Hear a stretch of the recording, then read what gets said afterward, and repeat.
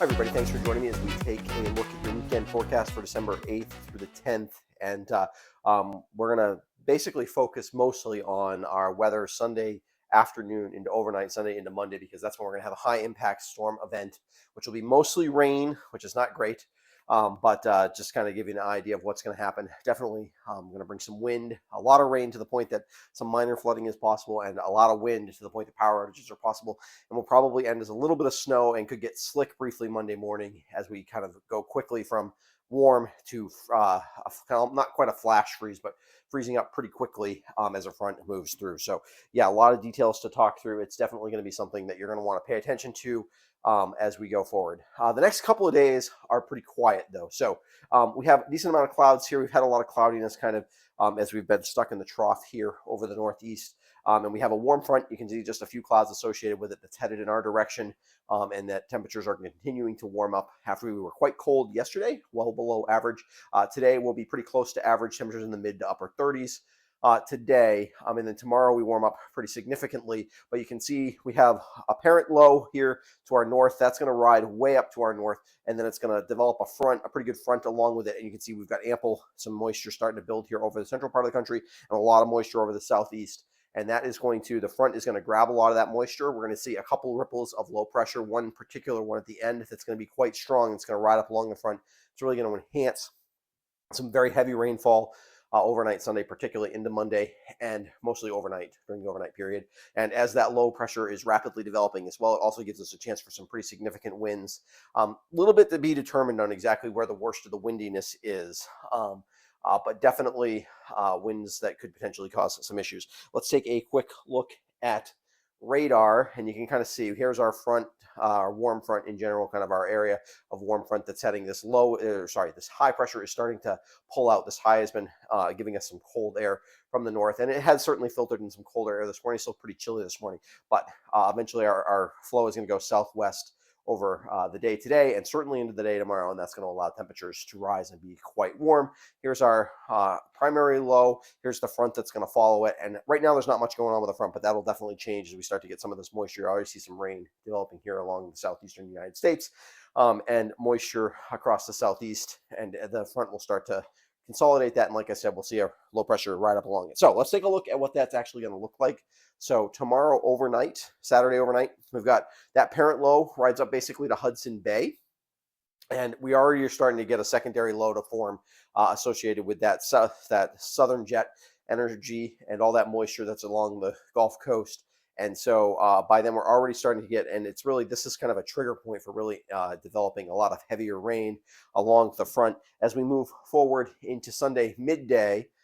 So this is about 2 o'clock Sunday afternoon. You can see our low is developing and it's really riding up along the front. Out ahead of the front, we're quite warm on Sunday temperatures, pushing 50 degrees on Sunday. And the low, really two phases of the low. We're going to kind of have one ripple come up along it. That'll kind of give us a chance at some heavier rain. That rain may be to our west late Sunday afternoon into Sunday evening.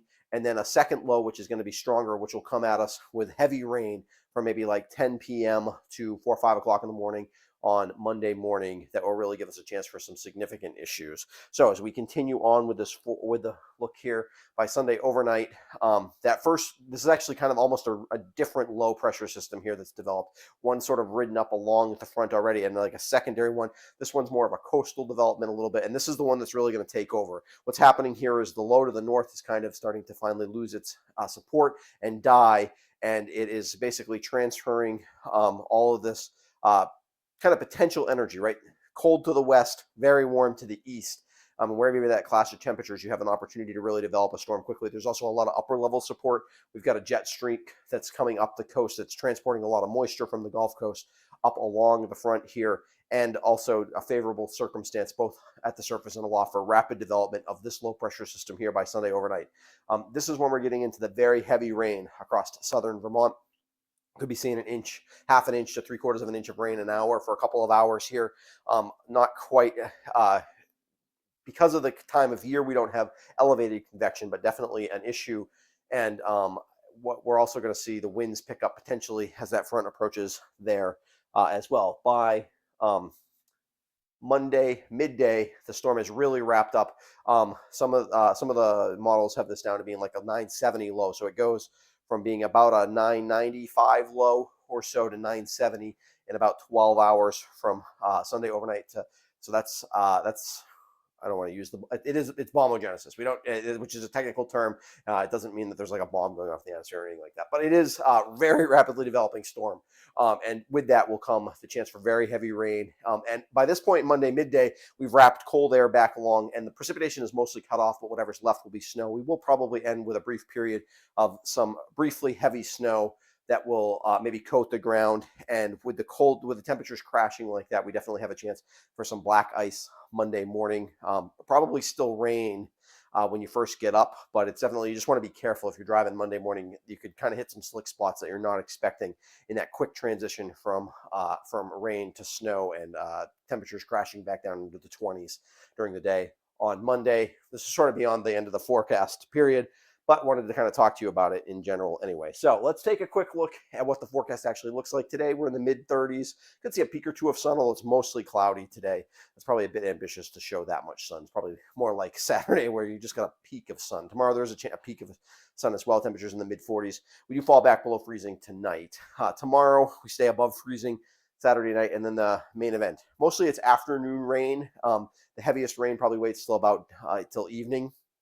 Windy with wind gusts on Sunday during the day, probably 30 to 40 miles an hour. So not the kind of wind that could cause problems, but definitely breezy. Then overnight, heavy rain. Do we get into any of the really windy conditions?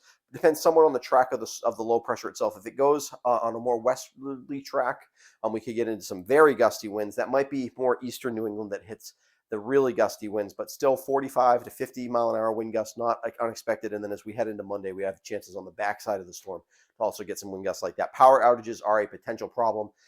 Heavy rain, looking at least 2 inches probably for most of us, maybe as much as 3. There have been some model runs that have put out 3.5 inches of rain. We get towards those 3 to 3.5 inch of rain totals, and there definitely is going to be some issues with the rivers.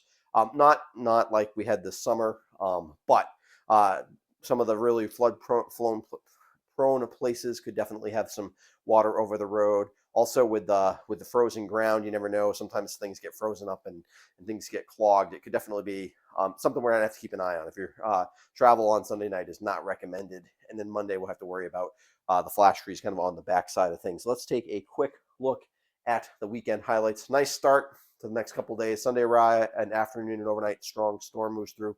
Heavy rain, some minor flooding possible. Enough to be a little worried about. I don't think enough to be panicking about at this point. Very gusty winds, 45 to 55 miles an hour, could lead to power outages. You got to keep an eye on this to whether these are just a few power outages or more like widely scattered power outages or numerous power outages. I think all of those things are on the table right now, so we got to keep an eye on that. And the change to snow Monday morning, we have to kind of keep an eye on this is there a chance of accumulation? I'd say no right now. I think it's mostly just going to be, might be a coating, but not really much accumulation. But we do have to keep an eye on that. Slick roads are definitely possible as we freeze up on the back side of the front. We'll have to keep a close eye on that. And Monday also brings gusty winds from the northwest instead of from the south that could give us another chance for a few more power outages added to the mix on Monday. So that's a lot of details. I'm definitely going to update this forecast. I'll have a forecast out for you again tomorrow with more details just about the storm as we get a little bit closer to it.